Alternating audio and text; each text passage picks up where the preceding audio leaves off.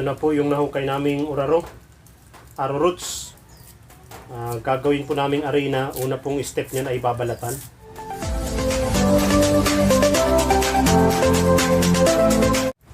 Haba guys, oh. Ito po ay habang wala kang ginagawa, habang nagpapalipas ng oras, yan, ito po yung paglilibangan. Napakasarap po ng arena nito na gawing kakanin. So yan. Kaya ganun na lang po yung pagkahilig ko na itanim ito ulit at ayun nga, gumawa ng arena.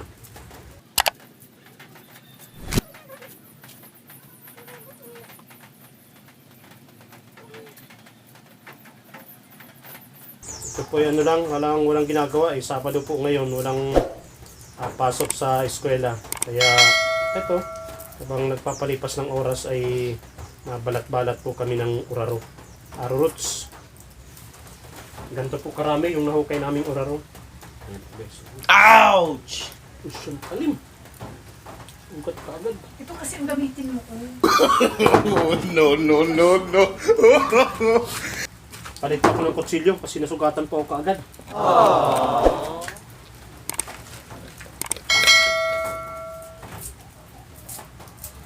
Ngayong araw po, mabalat lang kaming isang planggana. Tapos gagawin na namin siyang arena.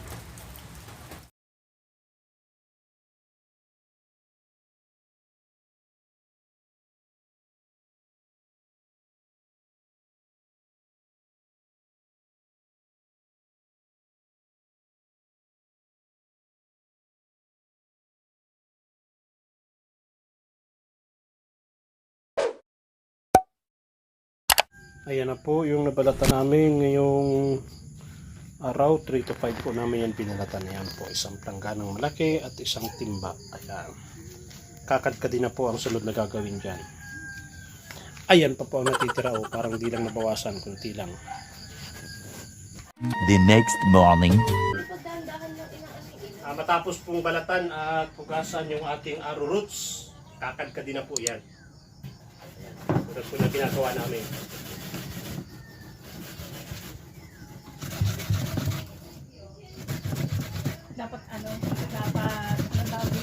Guys, ito na po yung aming nakadkad, naming mag-asawa. 2 oras po, yan lang po yung nakadkad namin. Sadyang matagal po talaga, pasensyahan. Yan pong tubig niya is alisin naman po yan bago pigain, bago gawing arena siya. Maitim po siya kasi yung dagta niya. Para ma-extract po natin yung arena ng arrow roots ay pipigaan lang po siya.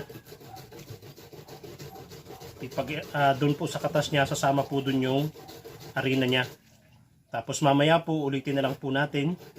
Ulitin na lang po yung pagpiga para yung natitira pa pong arena ay makuha pa natin dito. Ganyan lang po ang gagawin hanggang maubos po yung ating kinadkad na arrow roots. Ito na guys yung arrow root extract. Ito na po yung katas ng pinigang kinadkad na arrow. Sinasala lamang po namin para wala po siyang sapal-sapal. Arena na lang po yung talagang titinda sa ilalim, yung matitira sa ilalim. Patitindagin na po guys yung arena. Ito po ay pangatlong sala na. Kaya po kung napansin nyo, kaunti na lang yung sapal niya. Nililinis na lang po namin para arena po talaga yung sa ilalim. A few inches later. After po ng ilang minuto, tumindag na po, nasa ilalim na po yung ating arena. Kaya itataktak na po natin yung ating tubig po.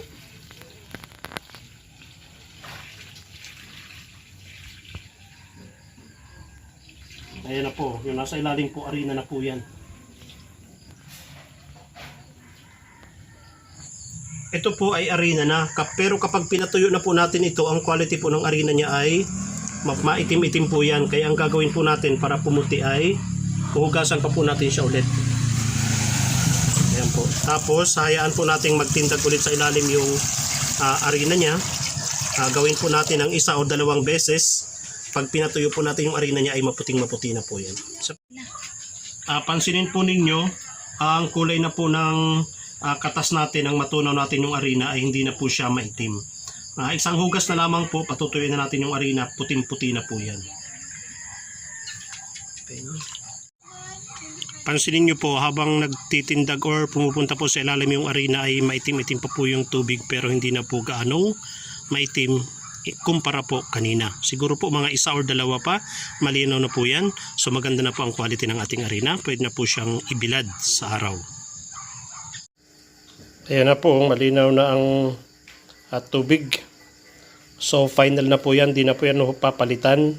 Patitigasin na lamang po yung tindag o yung harina sa ilalim.